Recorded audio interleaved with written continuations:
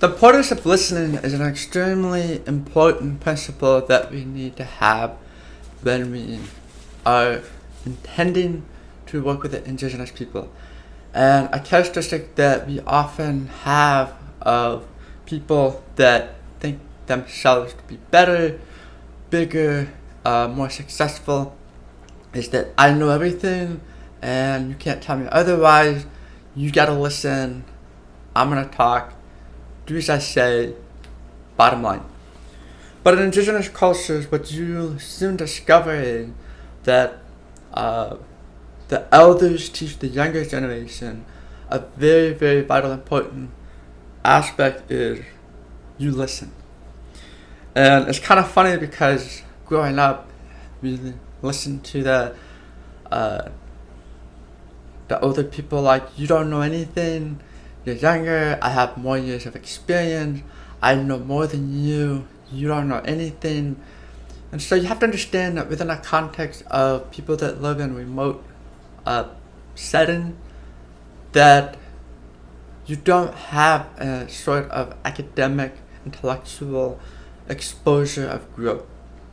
So as the indigenous start to have more contact with the Western culture, there is this conflict and cultural shock that happen because in the Western culture, we don't practice listening.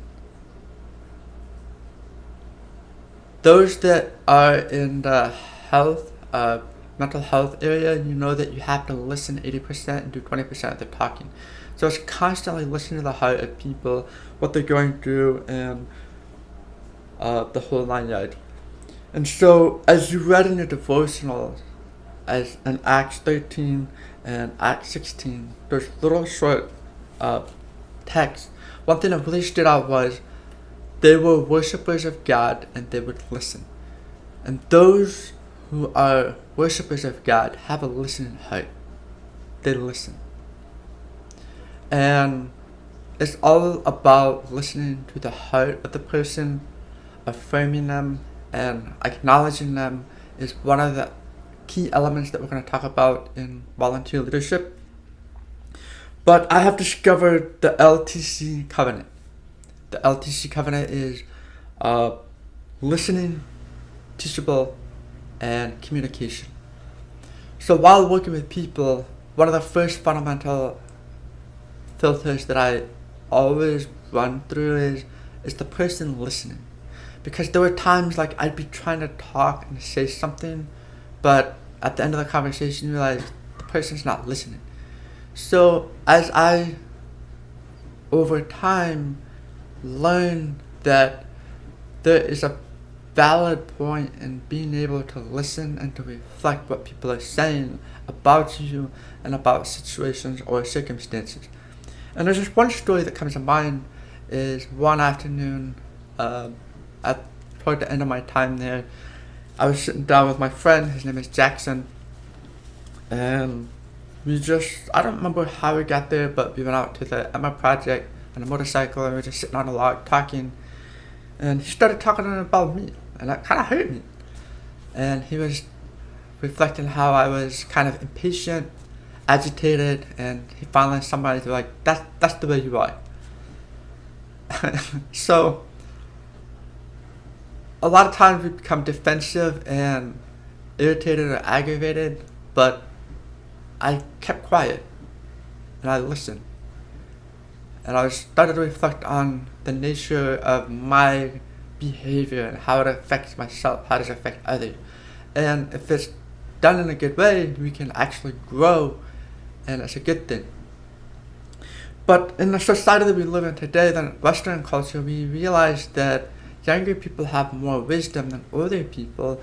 There are some younger people that are more mature than older people, and so how does that happen? And basically, from my understanding is, the more mistakes people commit or have at a younger age, they learn faster. And as we become learners, as we become listeners, we can bypass those mistakes and pitfalls by listening to other people and what other people have learned and experienced and have put to practice in their own personal life. But in an engaging conversation or working with Indigenous people, you have to learn, as one of our students of our online classes said, we need to be the ear of the elephant. We need to be able to just listen and not talk. And in the Western cultures, you realize that there's this constant interruption. People are talking and people are constantly butting in, cutting people off, and they never let people finish what they have to say. So when you get into the Indigenous world and you sit in a circle, that's one of the techniques that I have learned, is you need to sit in a circle, because there's no hierarchy in the sense of I'm greater, you're less, I'm greater, or what, and all that. So sitting in a circle allows people to engage in an active way, if they want to or not, in a dialogue and a conversation. And so being able to listen allows us to connect, build relationships with people, and to grow.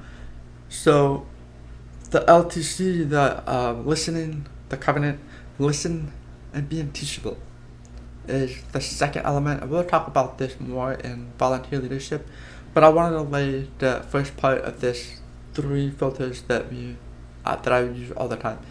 And to know if people are teachable is the ability to reprimand, rebuke, or to say no, and how the person reacts, whether at an emotional tantrum or an extreme emotional or angry, you know that you hit a painful part in that person's life. And so being teachable is allowing people to speak into your life, and if we don't let people speak in our lives, then you can't really be in these environments to work with transcultural people, because we can't come in, we have all the answers, we know what's best, we're going to teach you, and we have nothing to learn. And so the last part of the covenant of the 3 principles is C, which is communication. Proactive communication is something that's very vital, because what I have learned working with volunteers is it's like ping pong. If I hit the ball and the person on the other side doesn't hit the ball back, we can't develop or grow or construct something in a dialogue and a conversation. So having proactive communicators is vital in this community, in this participation, and being able to listen, to be teachable, and to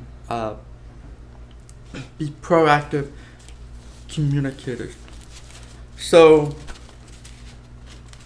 I remember another story of an Indigenous pastor. He's probably about my age, and he was engaged in a